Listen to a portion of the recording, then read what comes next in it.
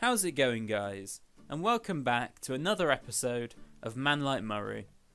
And we start things off in this episode by taking a look at the upgrades we made from the last episode. And in our English side, we upgraded our right back from Dominic Iorfa to Nathaniel Klein. We upgraded our centre back to John Stones, who I think will make a very good partner at the back to Gary Cahill. And we also upgraded our central midfielder to Jack Wilshere, who's in fact the last upgrade we'll be making in this English side, as it's now fully upgraded. And going into the Championship side, we upgraded our right back to Ivo Pinto from Norwich, who's a very pacey Portuguese fullback who I'm sure will be solid.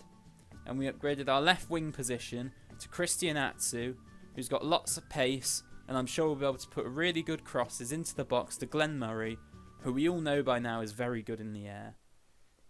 And going into the first game of this episode, we get matched up against a very good looking side, which is mostly Premier League, except for Gerard Piqué and the lone legend Gary Neville.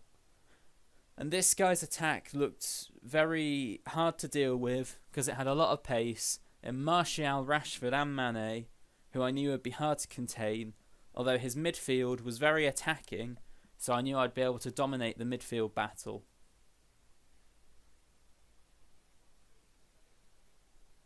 But this guy would in fact take the lead as he plays a through ball to Sadio Mane, who manages to squeeze the ball past Jack Butland at his near post with a powerful shot into the top corner. And I think Jack Butland should have saved this, really. In real life, they tell you as a keeper, you should never let anything in at your near post. So I'm going to put that mistake on Jack Butland.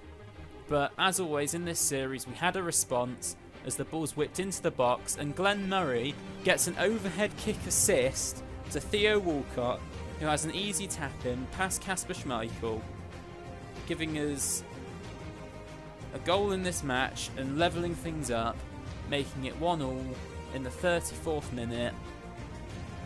And I'll be honest, I was going for goal with Glenn Murray, but I have never seen an overhead kick assist in FIFA before. But there you go. It's the first time for everything. And Theo Walcott finished the ball really well. And we weren't done there, as we won the ball back in the 68th minute, and Glenn Murray slotted it low under the goalkeeper, giving us a 2-1 lead in the match, and giving us the lead for the first time in this match. And Glenn Murray finished the ball very well, considering he was under a lot of pressure from the defenders.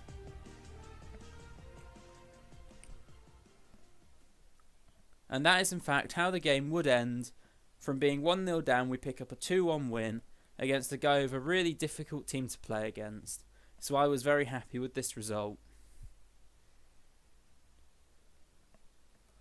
And the win takes us forever closer to being secure in this division for the next season. Now the next guy we come up against had a very low chemistry side with a few good players, like a lone Aubameyang and an informed Chesney, but I thought I'd be able to get a result against this guy. Now, unfortunately, this guy's internet was about as good as his team, so I have to apologise now for the lag that took place in this match, which makes it a little bit hard to watch, but it made it hard to play as well. And unfortunately, in FIFA, there are some games like this, and there's not too much you can do about it. And in this match, we'd take the lead as Diame lays the ball off to Glenn Murray, who absolutely rifles the ball into the top corner of the net, past Wojciech Szczesny, and he stood absolutely no chance. Glenn Murray hit that with so much power on the outside of his boot that no goalkeeper was going to save it. And it's just what he's been doing for us all series. Whenever he picks the ball up in and around the box, you can always rely on him being able to stick it in the top corner with loads of power, giving keepers no chance of saving it. And Glenn Murray wasn't done there. We win the ball back, again with Diame, and the ball's flicked down to Cherry, who lays it off to Glenn Murray, who turns past his man and manages to place the ball in the bottom corner, just past the reach of Wojciech Szczesny, who I was expecting to save that. Like, he's an informed goalkeeper, he's got good stats, he's tall, but Murray yet again manages to place it right in the perfect position, just where the keeper couldn't get a touch to it. And he doubles our lead, giving him a brace in this match. And really the keeper should have been saving that, but we'll take it. Now this guy would pull a goal back in this match, as he lays the ball off to Aubameyang, who manages to go round Stojkovic, who really should have got the ball in that situation. But I wasn't too worried about this, because it was against the run of play, and this guy hadn't had anything in this match up until this point. So I knew I'd be fine. But it's an annoying goal to concede. Now, just look at this. To get his hat-trick, Glenn Murray manages to connect with an overhead kick, and this time the connection is sweet, unlike in the last match where it fell to Walcott to finish, and Glenn Murray gets his hat-trick just before half-time with an overhead kick from the corner with so much power that Wojciech Szczesny stood no chance of saving it at his near post. And is there anything Glenn Murray can't do? Skills, long shots, overhead kicks, he has it all in his locker. And later on in the match, Christian Atsu would whip a ball into the box, giving Glenn Murray an easy 4th goal. And at this point, I knew it was game over. This guy wasn't getting any more chances. And Glenn Murray picked up his 4th goal of the match, and his easiest goal of the match, with a perfect cross delivered by Atsu and an easy header under Szczesny.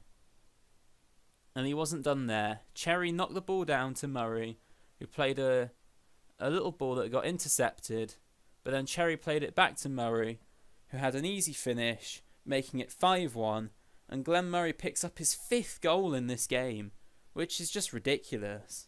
I don't think he's done that in any game this series so far, but as you saw at the start of the match, this guy's team wasn't very good, so it's sort of what I was expecting from my star player. And at this point, the referee decided I'd punished this guy enough, so he ended the match, giving us a 5-1 win, and I'm going to say it now, our easiest win of the series so far. This guy didn't give us any sort of a challenge at all, even though he got a consolation goal. It didn't matter, because Glenn Murray performed under pressure yet again, scoring 5 goals in one match. And now we're looking really likely to gain promotion to the next division in the next season. Now, because our English team's fully upgraded, we only had our championship team to upgrade, so I replaced Chancellor Mbemba with Nader Manua, because we got the African Cup of Nations International Man of the Match and Mbemba at centre mid, as well as the Congolese cam from Fulham, Cabano, who's got lots of pace and a really lethal left foot when he gets himself in front of goal. We now go into our 3rd game of the episode, and we get matched up against what appears to be the most difficult team we've come up against so far. He has some dangerous players such as Dimitri Payet, Karim Benzema, and the informed Ben Yedder. And the informed Ben Yedder's the kind of player that causes me lots of problems every time I play against him, because he has the 5-star weak foot. Wherever he picks up the ball, he has a good chance of putting it in the back of the net without any trouble. So I knew this game was going to be difficult, but I knew Murray would also be up to the task. And in fact, Ross Barkley would get our first goal in this match, as Murray plays the ball into him and he slots the ball away, low with lots of power, giving us the 1-0 lead just before half-time in what had been a really even game up until this point. And in the 60th minute, Barkley plays the ball to Glenn Murray, who beats his man with a lovely fake shot and absolutely rifles the ball on the outside of his boot into the back of the net past my opponent's keeper. And Glenn Murray's shooting from long range is just ridiculous. He gets so much power behind all his shots and keepers just can't seem to handle him. And then Oxlade-Chamberlain backheeled the ball into Murray in the 80th minute to make it 3-0 and give Murray his 2nd goal of the game and to secure promotion to the next division in the next season. And Glenn Murray managed to slot the ball low with power through the goalkeeper's legs into the back of the net, and 3-0 is how it would end. and we pick up a great result in a tough match, but as soon as we got our second goal, this guy started to crumble, and we took full advantage of that.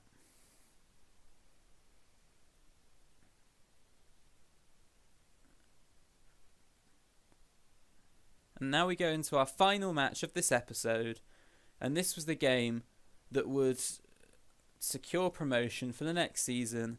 And this guy had another very solid Premier League side. We come up against a lot of them this episode.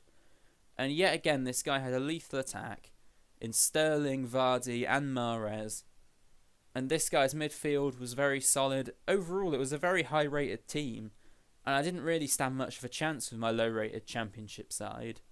But I've surprised myself plenty of times in this series. And it turned out I would do that yet again, as Chancellor Mbemba picks up the ball and plays it through to Cabano, who gets in a good position to blast the ball low past Claudio Bravo, giving us a 1-0 lead. And I don't know what had happened with this guy, but it turned out that was enough to make this guy turn off his Xbox and quit the game, giving us an easy win. Unfortunately, we couldn't get a goal with Murray, but I'll take an easy win and easy coins, and it secured our promotion in the next episode, which is great. But I'd have liked to have seen this guy play a bit longer, because he had a very good team and I like a challenge in this series. And he'd been fully in this match up until this point. And now we come across a bit of a problem. All our teams are fully upgraded and we're nowhere near Division 1. And the reason for this is, Murray's just been amazing. When I started this series, it was sort of a bit of a joke in that I was making out that Murray was way better than he actually was, but he then ended up living up to all the high expectations I set for him, and we've managed to have 2 fully upgraded sides, and we're in, Division 6 or whatever? So I wasn't too sure how to keep this series going. So what I think I'm going to do is in the next episode, I'm going to have a big, long, 20-30 minute-ish episode where I just cram in loads of Divisions games and grind my way through the divisions to build up enough coins to make a really solid squad around Glen Murray, and then I'll try and do a Foot Champions run to see how well I can do in Foot Champions with Glen Murray as my star man.